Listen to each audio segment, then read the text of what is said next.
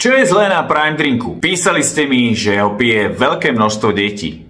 Budem sa zaoberať iba nežiaducimi ječkami. Prvé, čo mi padlo do oka, bola skoro dvojnásobná dávka kofeínu oproti iným energetickým nápojom. V Red Bulle je napríklad 114 mg alebo v Monstri. Ďalšia vec, čo mi padla rovno do oka, bol benzoán sódny. Je to konzervant, je to nežiaduce ečko a trieda škodlivosti je 4. zo 6. Benzoán sódny je nevhodný pre deti a je to alergén. V celej Európe je jeho použitie obmedzené na určité druhy potravín. V závislosti na nežiaducich účinkoch Coca-Cola oznámila, že ho nebude používať vo svojich výrobkoch. Existuje silné podozrenie, že môže vyvolávať detskú hyperaktivitu. Okrem benzoánu je tam ďalšie škodlivé ječko a to je sladidlo acesulfán K. Trieda škodlivosti 4 zo 6. Priateľná denná dávka je do 15 mg na kilo telesnej hmotnosti.